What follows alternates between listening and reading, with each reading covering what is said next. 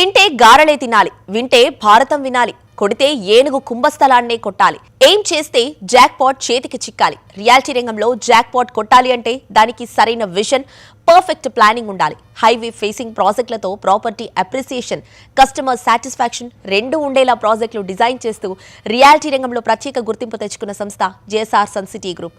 ప్రతి ప్రాజెక్టును అల్టిమేట్ అనిపించే ప్లానింగ్తో డెవలప్ చేస్తూ వరుస విజయాలతో ఇండస్ట్రీలో ప్రత్యేక గుర్తింపు తెచ్చుకుంది.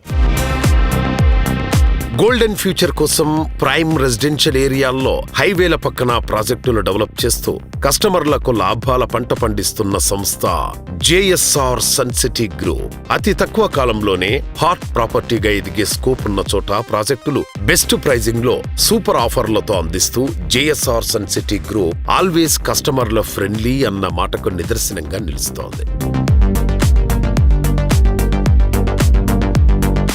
హలో ఎవ్రీవన్, అందరికీ నమస్కారం. ఈ రోజు మనం వచ్చేసాం జేఎస్ఆర్ గ్రూప్ సన్ సిటీకి and right now we have with us the managing director of JSR group sun City, doctor Jadapalli Narayana garu. Hello sir. Hello.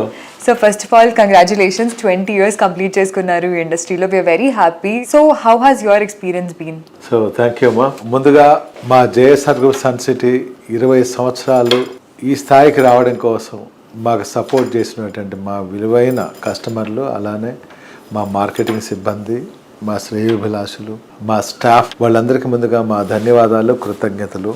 మరింత ముందుగా తీసుకెళ్ళటం కోసం వారి సహాయ సహకారాలు ఎల్లవేళ మాతో ఉంటాయని ఆశిస్తున్నా.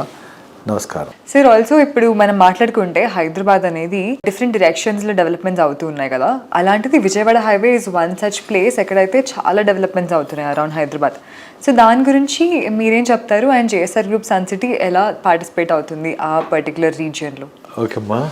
ఇది మన హైదరాబాద్ సిటీ గ్రోత్ స్టార్ట్ అయింది ముందుగా విజయవాడ హైవేలోనే స్టార్ట్ అయింది. యాక్చువల్లీ నా కెరీర్ కూడా అక్కడే స్టార్ట్ అయింది, విజయవాడ హైవేలోనే. ఆంధ్రప్రదేశ్ రాష్ట్రానికి అమరావతి, విజయవాడ అనేది మంగళగిరి పరిసర ప్రాంతాల్లో అమరావతి అక్కడ రాజధానిగా డిక్లేర్ అయిన తర్వాత ఆ హైవే ప్రాముఖ్యత పెరిగిందనమాట.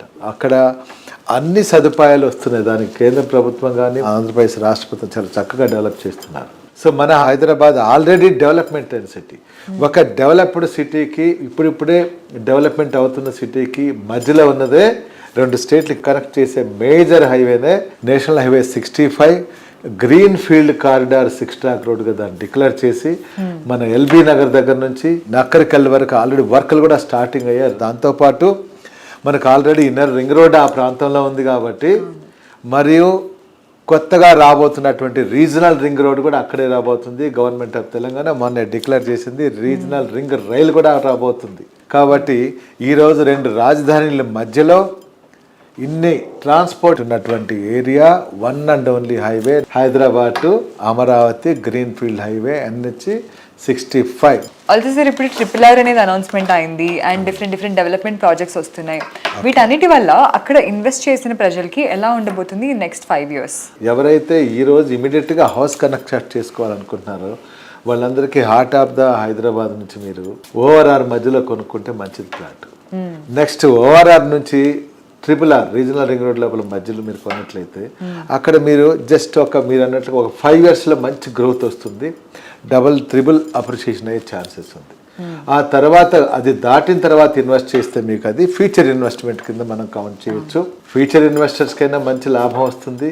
లేదా ఈ 5 year స్కీమ్లో ఎవరైతే ఇన్వెస్ట్ చేయాలనుకుంటే వాళ్ళు కూడా చక్కటి లాభాలు వస్తాయి. తక్కువ ధరలో ఉన్నప్పుడే అన్ని రంగాల వారు అక్కడ ఇన్వెస్ట్ చేస్తే మంచి టౌన్షిప్స్తో పాటు బిజినెస్ హబ్లు కూడా డెవలప్ చేసుకునే అవకాశాలు ఉన్నాయి. కాబట్టి విజయవాడ హైవే చాలా చక్కగా ఉంటుంది.